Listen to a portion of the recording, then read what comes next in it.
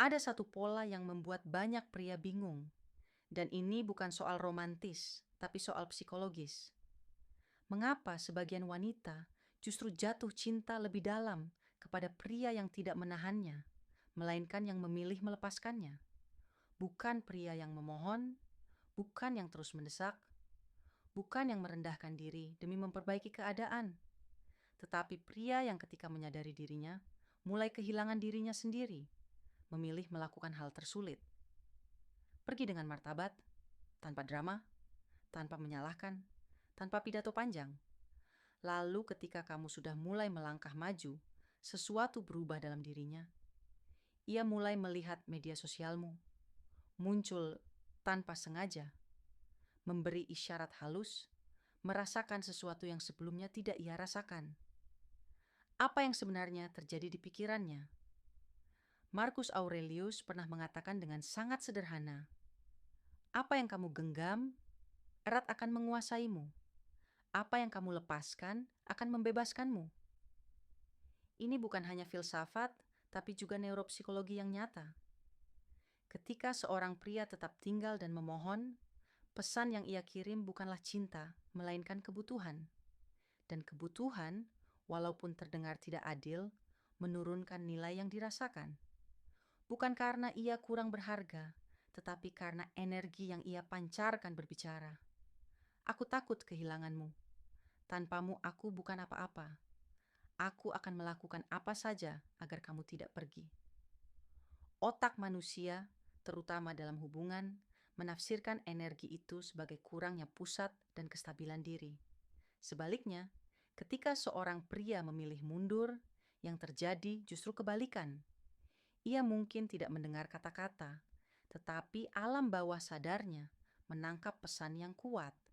Aku bisa mencintaimu, tapi aku tidak akan kehilangan diriku demi kamu. Aku bisa merasakan, tapi aku juga tahu cara melepaskan. Aku tidak tinggal di tempat di mana aku tidak dipilih. Itu mengubah dinamika sepenuhnya. Karena ketertarikan tidak hanya lahir dari kasih sayang, tetapi juga dari rasa hormat. Dan rasa hormat tidak diminta, melainkan diproyeksikan. Ini penting. Ini bukan tentang manipulasi atau bersikap dingin sebagai taktik. Ini bukan permainan strategi. Ini tentang sesuatu yang lebih dalam. Ketika seorang pria pergi tanpa mengemis cinta, ia menciptakan konflik batin dalam diri wanita tersebut. Pikirannya berkata, dia sudah tidak mencariku. Emosinya menjawab, kenapa ini sangat mempengaruhiku? Benturan itu menciptakan celah, karena ia mengharapkan pola lama. Kamu mengejar, kamu memohon, kamu memberi rasa kontrol, tapi kamu tidak melakukannya. Dan ketika kontrol hilang, ketertarikan seringkali muncul. Bukan karena ia jahat, melainkan karena manusia cenderung lebih menghargai apa yang terasa bisa hilang. Ini disebut kelangkaan emosional.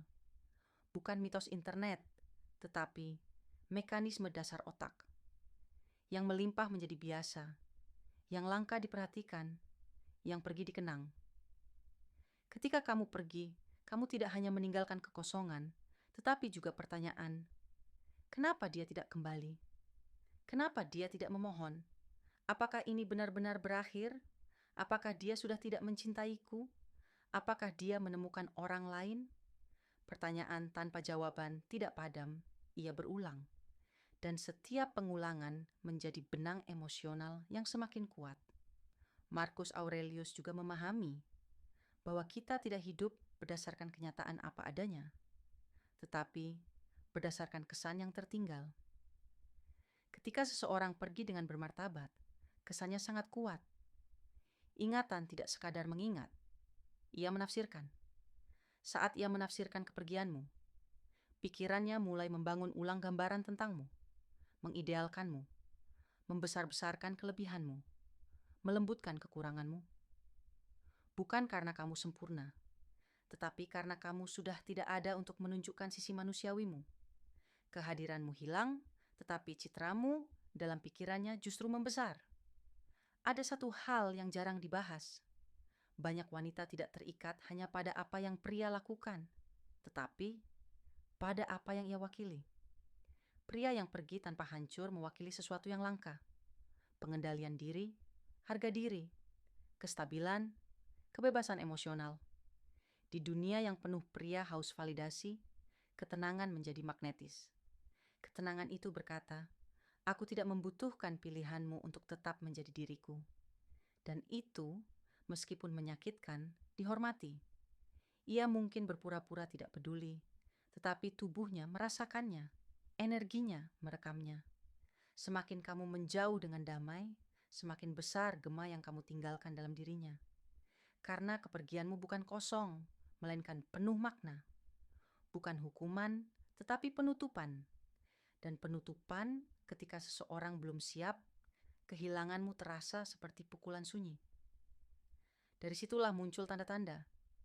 Ia melihatmu, mencari tahu tentangmu, membandingkanmu, mengingatmu.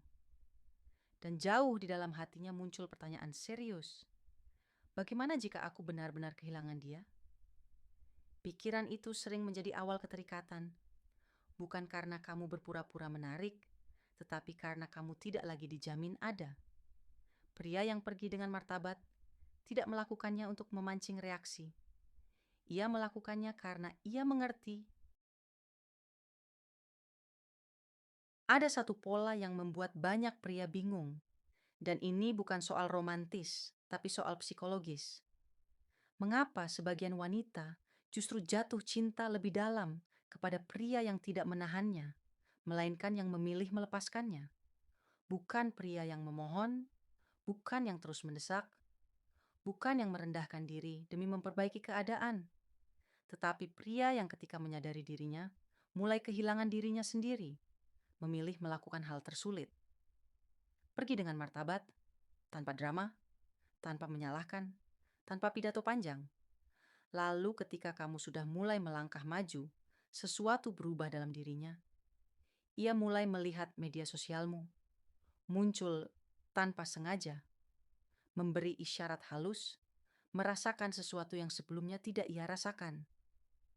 Apa yang sebenarnya terjadi di pikirannya? Marcus Aurelius pernah mengatakan dengan sangat sederhana, apa yang kamu genggam, erat akan menguasaimu. Apa yang kamu lepaskan akan membebaskanmu. Ini bukan hanya filsafat, tapi juga neuropsikologi yang nyata. Ketika seorang pria tetap tinggal dan memohon, pesan yang ia kirim bukanlah cinta, melainkan kebutuhan. Dan kebutuhan, walaupun terdengar tidak adil, menurunkan nilai yang dirasakan. Bukan karena ia kurang berharga, tetapi karena energi yang ia pancarkan berbicara. Aku takut kehilanganmu. Tanpamu aku bukan apa-apa. Aku akan melakukan apa saja agar kamu tidak pergi. Otak manusia, terutama dalam hubungan, menafsirkan energi itu sebagai kurangnya pusat dan kestabilan diri. Sebaliknya, ketika seorang pria memilih mundur, yang terjadi justru kebalikan. Ia mungkin tidak mendengar kata-kata, tetapi alam bawah sadarnya menangkap pesan yang kuat. Aku bisa mencintaimu, tapi aku tidak akan kehilangan diriku demi kamu. Aku bisa merasakan, tapi aku juga tahu cara melepaskan. Aku tidak tinggal di tempat di mana aku tidak dipilih. Itu mengubah dinamika sepenuhnya. Karena ketertarikan tidak hanya lahir dari kasih sayang, tetapi juga dari rasa hormat. Dan rasa hormat tidak diminta, melainkan diproyeksikan. Ini penting. Ini bukan tentang manipulasi atau bersikap dingin sebagai taktik. Ini bukan permainan strategi. Ini tentang sesuatu yang lebih dalam. Ketika seorang pria pergi tanpa mengemis cinta, ia menciptakan konflik batin dalam diri wanita tersebut. Pikirannya berkata, dia sudah tidak mencariku. Emosinya menjawab, kenapa ini sangat mempengaruhiku? Benturan itu menciptakan celah, karena ia mengharapkan pola lama. Kamu mengejar, kamu memohon, kamu memberi rasa kontrol, tapi kamu tidak melakukannya. Dan ketika kontrol hilang, ketertarikan seringkali muncul. Bukan karena ia jahat, melainkan karena manusia cenderung lebih menghargai apa yang terasa bisa hilang. Ini disebut kelangkaan emosional, bukan mitos internet, tetapi mekanisme dasar otak yang melimpah menjadi biasa, yang langka diperhatikan, yang pergi dikenang. Ketika kamu pergi, kamu tidak hanya meninggalkan kekosongan, tetapi juga pertanyaan, kenapa dia tidak kembali? Kenapa dia tidak memohon? Apakah ini benar-benar berakhir? Apakah dia sudah tidak mencintaiku? Apakah dia menemukan orang lain? Pertanyaan tanpa jawaban tidak padam, ia berulang. Dan setiap pengulangan menjadi benang emosional yang semakin kuat. Marcus Aurelius juga memahami bahwa kita tidak hidup berdasarkan kenyataan apa adanya, tetapi berdasarkan kesan yang tertinggal. Ketika seseorang pergi dengan bermartabat, kesannya sangat kuat. Ingatan tidak sekadar mengingat, ia menafsirkan. Saat ia menafsirkan kepergianmu, pikirannya mulai membangun ulang gambaran tentangmu, mengidealkanmu, membesar-besarkan kelebihanmu, melembutkan kekuranganmu. Bukan karena kamu sempurna, tetapi karena kamu sudah tidak ada untuk menunjukkan sisi manusiawimu. Kehadiranmu hilang, tetapi citramu dalam pikirannya justru membesar.